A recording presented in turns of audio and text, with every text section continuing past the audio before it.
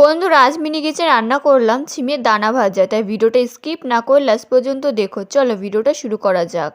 তোমরা সবাই কেমন আছো? আশা করি সবাই খুব ভালো আছো। তো আমি আছি তোমাদের সাথে অর্পিতা, তোমরা দেখছো অর্পিতা ব্লগস। তো এখানে নিয়েছি আমি এক টুকরো আলু, সেটাকে ছোট ছোট করে পিস পিস করে কেটে নিয়েছি। এরপর নিয়েছি ছোট একটা লঙ্কা, সেটাকেও কেটে নিয়েছি। আর এইদিকে আমি ছিম থেকে ছিমের দানাগুলো বের করে নিয়েছি, কিন্তু দানার ছালগুলো কিন্তু ফেলিনি। ব্যাস এবার রান্না করার পালা। আমি পাতকাঠি দিয়ে ভালো করে উনুনটা ধরিয়ে দিলাম, তারপর কড়াইটা বসিয়ে দিলাম। আর কড়াইটা গরম হলে তার মধ্যে দিলাম সামান্য পরিমাণে তেল। আর তেলটা গরম হয়ে গেলে তার মধ্যে দিলাম সামান্য পরিমাণে সর্ষে। তারপর হালকা নাড়াচাড়া করে তার মধ্যে আমি দিলাম ছিমের দানাগুলো। তার ভালো করে নাড়াচাড়া করতে থাকলাম। তোমরা কিন্তু ছিমের দানা আলু ছাড়া ভাজতে পারো, কিন্তু আমি আজকে আলুতেই ভেজেছি। আমি বেশ কিছুক্ষণ নাড়াচাড়া করার পর এর মধ্যে আমি দিলাম কুচি কুচি করে কেটে রাখা আলু আর লঙ্কা। তারা ভালো করে নাড়াচাড়া করে আমি এটা ভাজতে থাকবো। বন্ধুরা তোমরা কে কোথা থেকে ভিডিওটা দেখছো অবশ্যই আমাকে কমেন্ট করে জানিও। আমি বেশ কিছুক্ষণ নাড়াচাড়া করার পর এর মধ্যে দিলাম সামান্য পরিমাণে লবণ আর সামান্য পরিমাণে হলুদ। তার ভালো করে নাড়াচাড়া করতে থাকলাম। দানাগুলো কিন্তু খুবই বড় বড় ছিল, তার জন্য এটা কিন্তু ভাজতে সময়ও লেগেছে। আর আমি যেহেতু ছিমের দানা ছাড়টা ফেলিনি, সেহেতু সিদ্ধ হতেও সময় লেগেছে। তাই মাঝে মধ্যে সামান্য পরিমাণে জল দিয়ে আমি সিদ্ধ করে নিচ্ছিলাম। ছিমের রেসিপি তোমাদের সাথে অনেকই শেয়ার করেছি, কিন্তু ছিমের দানা তো শেয়ার করিনি, আজকে করলাম। আমার কিন্তু ছিমের থেকে ছিমের দানা বেশি খেতে ভালো লাগে, তাই বাড়িতে যেগুলো দানাওয়ালা ছিম ছিল সেইগুলো দানাগুলো বের করে আজকে রান্না করলাম।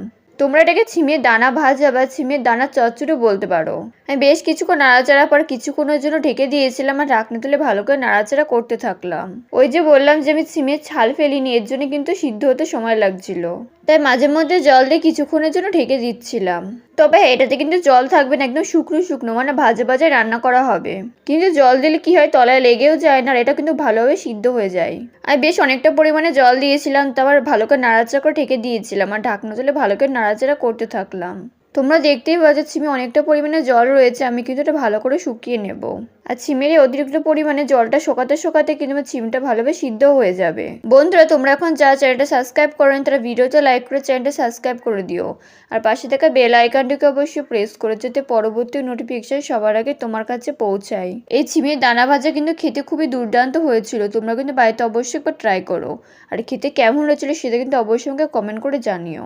তোমরা দেখতেই পাচ্ছ আমি বেশ কিছুক্ষণ ধরে নাড়িয়ে চাড়িয়ে কিন্তু ভালো করে জলটা শুকিয়ে নিয়েছি। এবার আমি ছিমের দানাটা ভাজা ভাজা করে নেব, না হলে কিন্তু টেস্ট হবে না। এরকম জল জল রেখে কিন্তু নামানো যাবে না। তাই এর অতিরিক্ত পরিমাণে যে জলটা ছিল সেটা কিন্তু ভালো করে শুকিয়ে নিয়েছি। আমি কিন্তু এর আগে ছিম ভাজা, ছিম চচ্চড়ি, ছিম পোস্ত, ছিমের অনেক রেসিপি তোমাদের সঙ্গে শেয়ার করেছি। তোমরা কেউ দেখতে চাইলে দেখে আসতে পারো। আশা করো তোমাদের খুব ভালো লাগবে। আমি কিন্তু বেশ কিছুক্ষণ নাড়িয়েছিলাম, ছিমটা ভালো করে ভেজে নিয়েছি। আর একটু ভাজা হলে কিন্তু ছিমের দানাটা আমি নামিয়ে নেব। বন্ধুরা আমার এই মিনি কিচেন রান্না তোমাদের কাছে কেমন লাগে অবশ্যই আমাকে কমেন্ট করে জানিও, তাহলে আমারও খুব ভালো লাগবে। এদিকে বেশ কিছুক্ষণ নাড়িয়ে যে ছিমের দানাটা ভেজে নিয়েছি, এবার শুধু নামিয়ে নিলেই হয়ে গেল। তো রেডি হয়ে গেছে আমার ছিমের দানা ভাজা বা চচ্চড়ি। আজকের রেসিপি তোমাদের কাছে কেমন লাগলো অবশ্যই আমাকে কমেন্ট করে জানিও। ভিডিওতে একটা লাইক করে চ্যানেলটা সাবস্ক্রাইব করে পাশে থেকো। আজকের ভিডিওটা এই পর্যন্ত, দেখা হয় পরবর্তী ভিডিওতে। ততক্ষণ পর্যন্ত সবাই সুস্থ থেকো, ভালো থেকো, বাই।